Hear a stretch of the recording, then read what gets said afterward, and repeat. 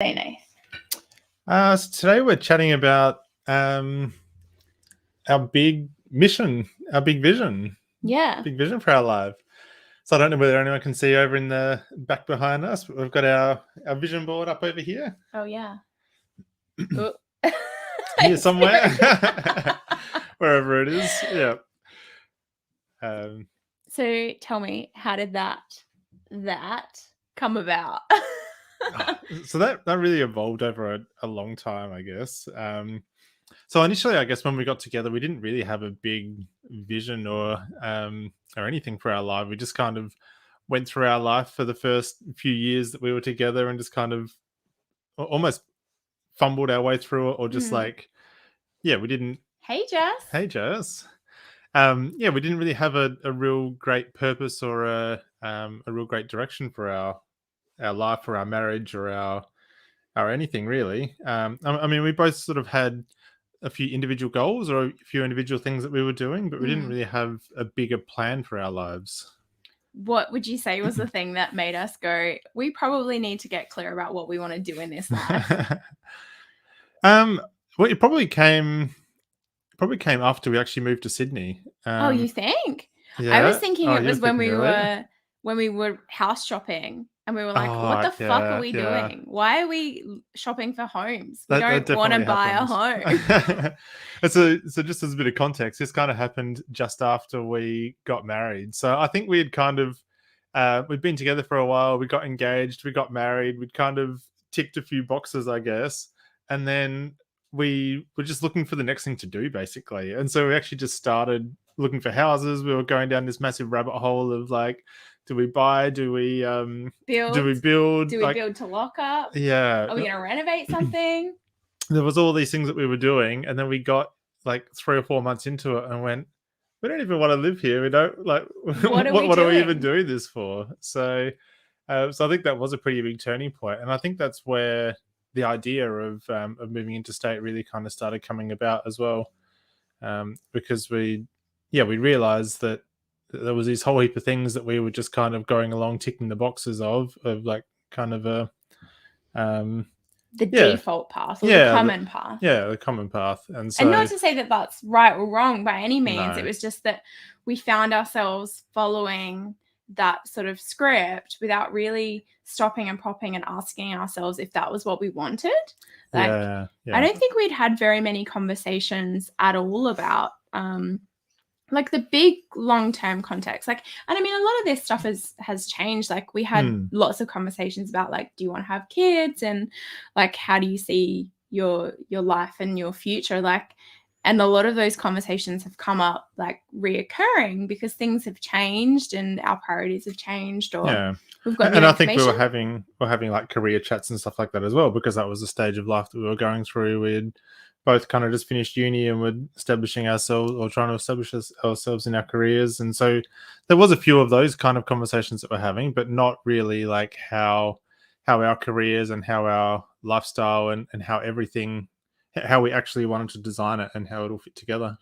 Yeah, I think that a lot of this idea of like a life by design, not by default, it really is about questioning like, well, how do I want to spend my time? How do I want to spend my money? How do I want to spend my energy? And what does like success and thriving look like for us? Not for anyone else, but for us. Yeah. And I think there's so many paths that you can take, but I'm not sure that they're always visible or that they're like normal. Like you're not common, I guess. Because I definitely think like we spent probably like we're in our early 30s now, so like mid 20s to now approaching mid 30s. We've spent a crap ton of money on travel. Like that would be a scary number if we stopped and added up how much we've spent on travel and experiences over the last like decade. But in saying that, those things are those experiences, those memories have made an opportunities to do things around the world have totally shaped like our careers, our friendship circles, our business. I think like for me, we've invested in travel as not just like a holiday or a vacation, but like really as like a form of education and personal development. But it's also affected where we live, because we wanted to be somewhere close to the airport.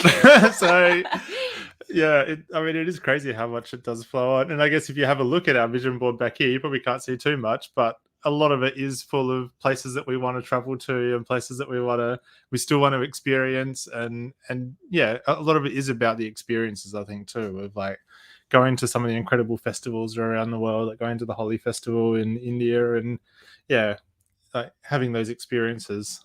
Yeah, so in like full transparency, like I like open and honest, like I have a vision for my life or for our life where I work 40 weeks a year.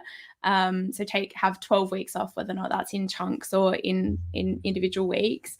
I want to earn 400K a year, and I only want to work 4 days a week.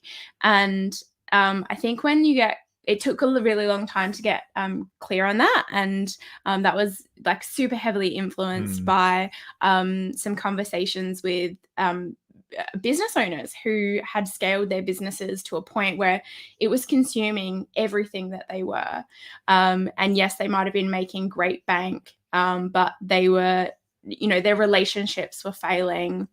They didn't have that, their kids called them by their first names, because they didn't have they didn't have time for their kids, and they were trapped in like service kind of delivery businesses. And I made a decision at that point that I knew that I didn't want to do that. I didn't want to create that. So that's totally influenced the way that I use my time and show up in business and the type of career that I want to have.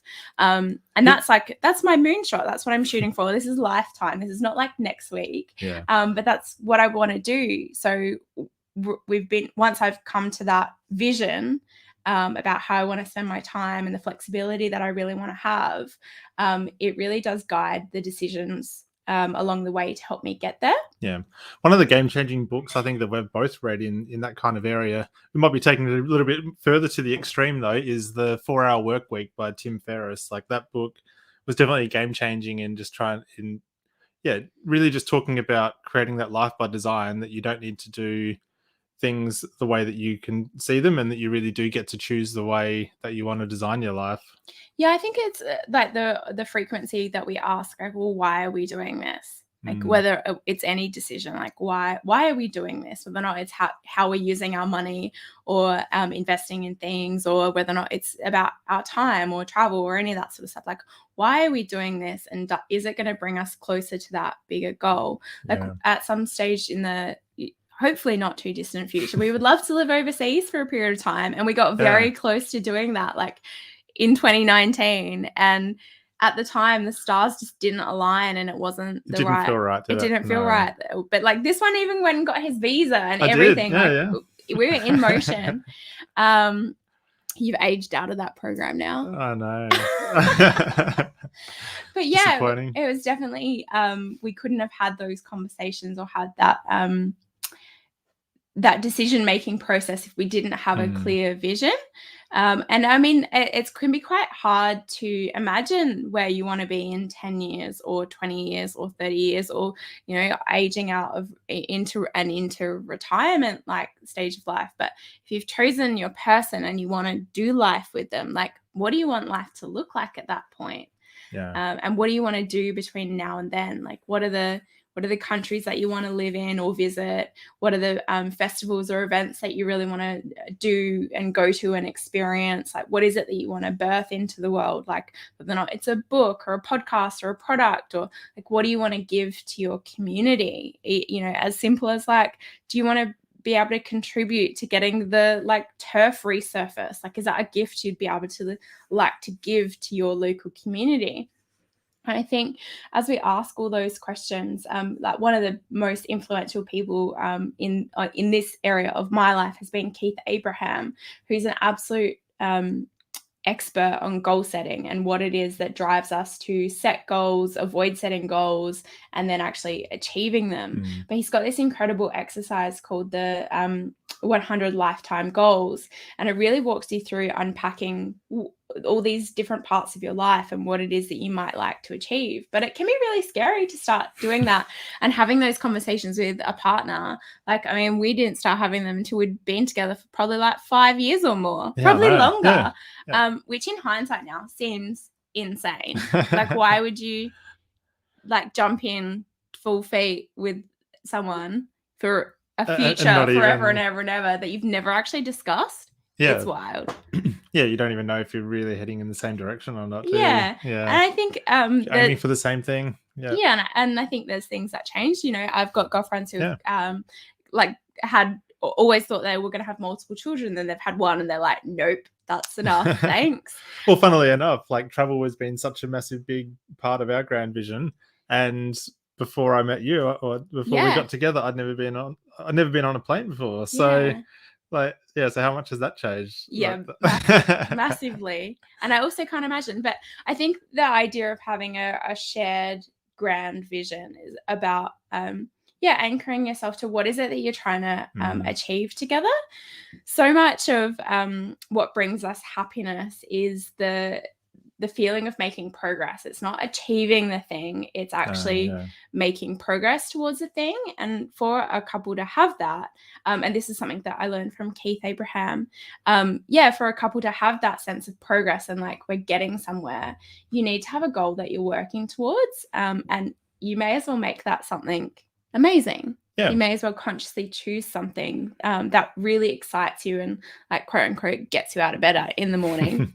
But I think it's about more than that. And I think the ability to design your life and really imagine what you want it to look like. And that could be the safety and security of like coming home every day to the home that you own, and the kids that go to your kids that go to the school down the street. Like, it can be whatever you want it to be. But I think it's about making conscious choice that you're choosing that path, or you're choosing that goal, or you're choosing that destination, which I don't think a lot of people do, or I don't think a lot of people have lean into having those conversations. And they can be really hard to have. Oh, definitely. Yeah, especially when you put things out there like, oh, I'd really love to do X, Y, Z one day or achieve X, Y, Z. Like, I've been a bit more open about saying that I would really like to write a book. But now I've said it out loud, people ask me about it.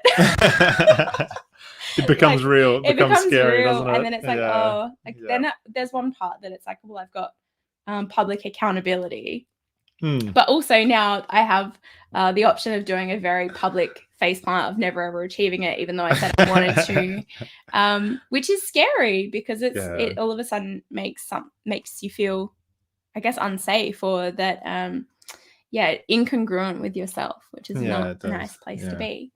But so as part of Couplem team, we've packaged up some activities and some conversation prompts to help you sort of start these conversations about the designed life and what you imagine your grand vision for your life now, 5 years, 10 years, 20 years into the future, because they're pretty daunting conversations. And we've had a few people go through the course, and one of the couples that went through it, they said that when they were having these conversations that like they've been married for about 8 years, I think. And when they're having these conversations, Steve came out and said, oh, look, I really want to be living overseas, or I want to live overseas at some point in our life. And it was something that they'd never talked about before. And I think that's just incredible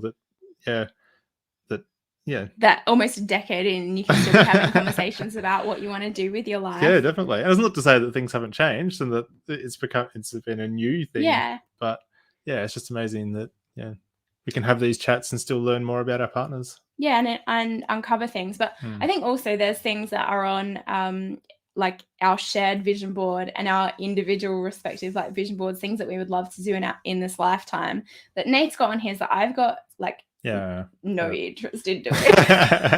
Like, you do you, babe. Like that's driving my Aston Martin, is that?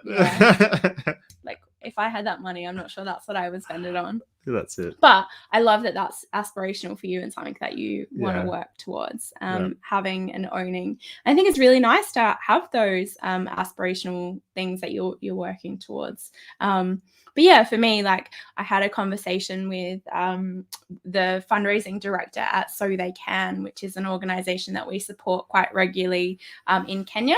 And a couple of weeks ago, I got to do a virtual tour of the school, and there was hundreds of children running around, like in just pure delight with the opportunity to say thank you to the people who are regularly giving to that school. But I had this meeting with the fundraising director afterwards, and I was like, I need to know how much it costs. Like, tell me how much it costs to establish a school for a year and get those, I think it was about 400 or 500 kids educated for a year.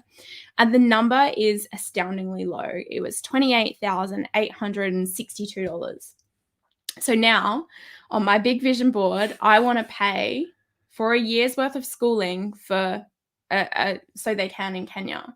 And that's like, I need to figure out how I'm going to do that. But without having the number, I had nothing to work towards. It was just a mythical thing. But I totally believe that I can definitely rustle $30,000 to educate that many children around the world. And I just think if everybody set themselves like those pie in the sky, moonshot kind of visions for what they could achieve, imagine what we could achieve. Some of these 17 goals over here, the United Nations Global Goals, could move a whole lot quicker if we were really intentional about how we were spending our time, money, and energy, which is really hard to do if your relationship at home isn't in the best place. Yeah, exactly. So I really do believe that I wouldn't be capable of achieving some of the big visions and goals that I've set for my life if I didn't have a really incredible partner, but also relationship, which is not by accident. No, it's not. I don't think anyone's fumbled their way into a healthy, happy, thriving relationship. I don't think you accidentally find yourself there. I think it takes conscious choice and effort and investment and more fuel. Yeah, absolutely. Totally intended. So intended, yeah. The doors to Couple and Team actually close tomorrow. So we're really excited about the couples who are choosing to join us and take this adventure to learn more about themselves and each other and uncover some of these conversations and set some big visions because they are quite daunting or they can be quite daunting conversations to have. So if you're thinking about joining us, you've got 23 and a bit hours to go, or 20. No, I'm counting the wrong way. 24 and a bit. 24 and a bit hours to doors go. Close at 8 p.m. Eastern Daylight Savings Time. Yeah. So if that's you and you're seriously considering investing in yourself and your relationship, please reach out, slide into our DMs, or jump on and join us, and we'll have some goodies out to you straight away. You get access to the course immediately. We've got the rundown of what's included on the website, so fuelcollective.com.au/courses. But slide into our DMs if you've got any questions. And thank you so much for joining us for live and big grand vision chats. Yeah, thanks everyone.